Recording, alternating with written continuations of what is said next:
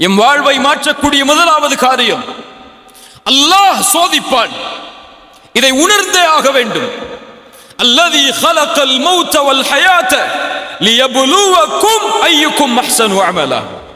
அல்லாஹ் வாழ்வையும் மரணத்தையும் படைத்ததன் நோக்கமே உங்களை சோதிப்பதற்காகத்தான். சோதனையிலிருந்து யாரும் விதிவிலக்காக மாட்டார்கள். பாவிகள் மட்டும்தான் இந்த உலகத்தில் சோதிக்கப்படுவார்கள் என்றால் நபிமார்கள் ஏன் சோதிக்கப்பட்டார்கள்?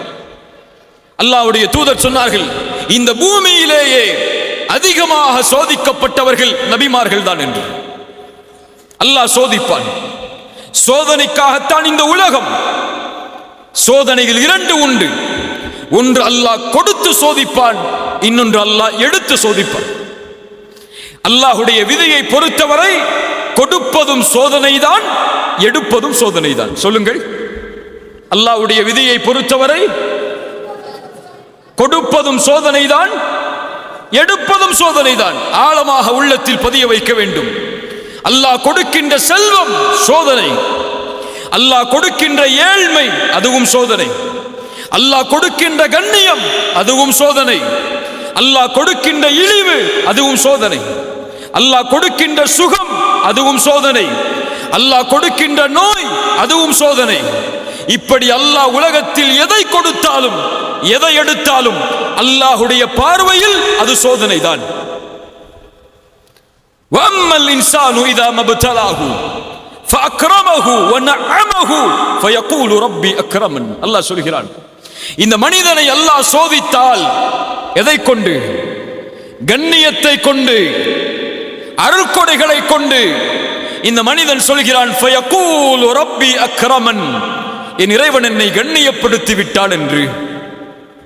அதே நேரத்தில் அல்லாஹ் அதே மனிதனை சோதித்தால் ஃபகதர அலைஹி ரிஸ்கஹு, அவனுக்கு கொடுக்கப்பட்ட வாழ்வாதாரத்தை குறைத்து அவன் சொல்கிறான், ஃபயகூலு ரப்பி அஹானன், என் இறைவன் என்னை இழிவுபடுத்தி விட்டான் என்று. சுப்ஹானல்லாஹ். மனிதன் கேட்பதில்லை ஏன் சோதிக்கிறான் என்று. எப்போது? செல்வம் கிடைக்கும் போதோ, கண்ணியம் கிடைக்கும் போதோ, பதவி கிடைக்கும் போதோ, அல்லாஹ் அருட்கொடைகளை கொடுக்கும் போதோ அவன் கேட்க மாட்டான், ஏன் அல்லாஹ் எனக்கு இதை கொடுக்கிறான் என்று. கேட்பானா? கேட்பானா? எப்போது கேட்பான்? காசு குறைந்து விட்டால், சம்பளம் குறைந்து விட்டால், மருத்துவமனையில் அனுமதிக்கப்பட்டு விட்டால், உறவினர் யாராவது மரணித்து விட்டால் அவன் கேட்பான், ஏன் அல்லாஹ் எனக்கு மட்டும் இதை செய்கிறான் என்று. மனிதா, உனக்கு அல்லாஹ் கொடுத்தானே அதுவும் அதுபோல்தான், அல்லாஹ் எடுத்தானே அதுவும் அதுபோல்தான். இந்த இரண்டு நிலையிலும் நீ எப்படி நடக்கிறாய் என்பதை அல்லாஹ் பார்க்க விரும்புகிறான்.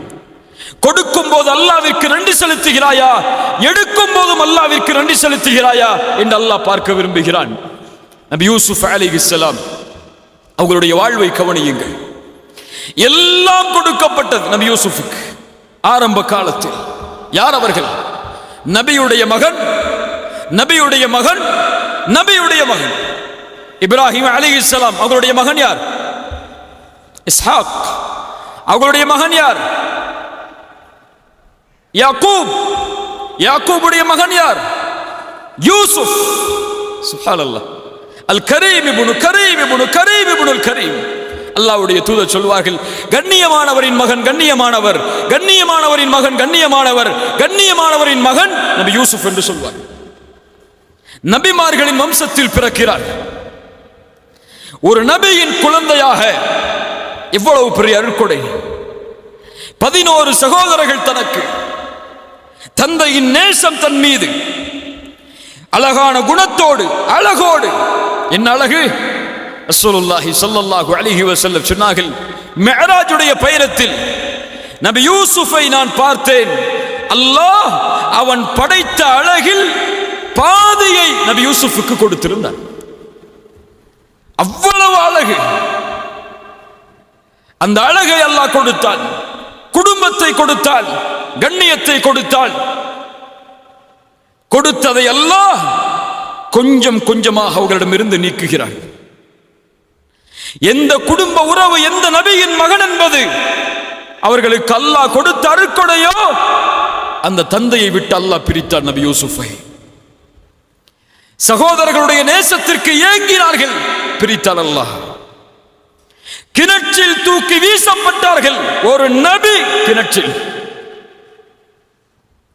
கிணற்றில் வரக்கூடிய வழிப்போக்கர்கள், வியாபாரிகள், இவர்களை சந்தையில் விற்போம் என்று சகோதரர்களிடத்திலே விலை பேசி ஒரு அற்ப கிரயத்திற்கு, மதிப்பில்லாத காசிற்கு நபி யூசுப் சகோதரர்களாலே விற்கப்படுகிறார். அவர்களுடைய கண்களுக்கு முன்னால். ஒரு குழந்தை எப்படி ஏற்றுக்கொள்ளும்? மிஸ்ருக்கு அழைத்து செல்லப்பட்டு சந்தையில் ஒரு நபி அடிமையாக விற்கப்படுகிறார். இந்த அடிமையை விலைக்கு வாங்குபவர் யார் என்று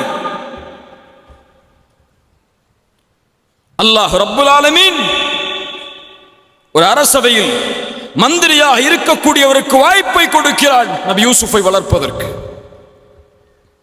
மனைவியிடத்திலே கொண்டு சென்று சொன்னார்கள், இவரை கண்ணியப்படுத்துவோம், எமக்கு வேலையாளாக பயன்படுத்துவோம், எம்முடைய மகனாக கூடியவர்களை வளர்ப்போம்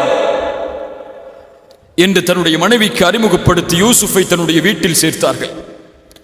எந்த வீட்டில் நபி யூசுப் சேர்க்கப்பட்டாரோ அந்த வீட்டிலேயே அந்த பெண்ணாலேயே அல்லாஹ் சோதித்தான். தவறான இச்சைக்காக அழைக்கப்பட்டார். நீண்ட நெடிய சம்பவம். அதற்கு பிறகு சில நாட்களுக்கு பிறகு மீண்டும் சம்மதிக்காததால் சிறையில் நபியை அல்லாஹ் தள்ளினான். ஒரு சிறைச்சாலையில் ஒரு நபி பல ஆண்டுகள் உதவி கேட்டும் மறுக்கப்பட்டது. அதற்கு பிறகு அல்லாஹ் ரப்புல் ஆலமீன் பல வழிகளில் நபி யூசுஃபை சோதித்தான். மீண்டும் அல்லாஹ் கண்ணியத்தை கொடுத்தான். இழந்ததை மீண்டும் கொடுத்தான்.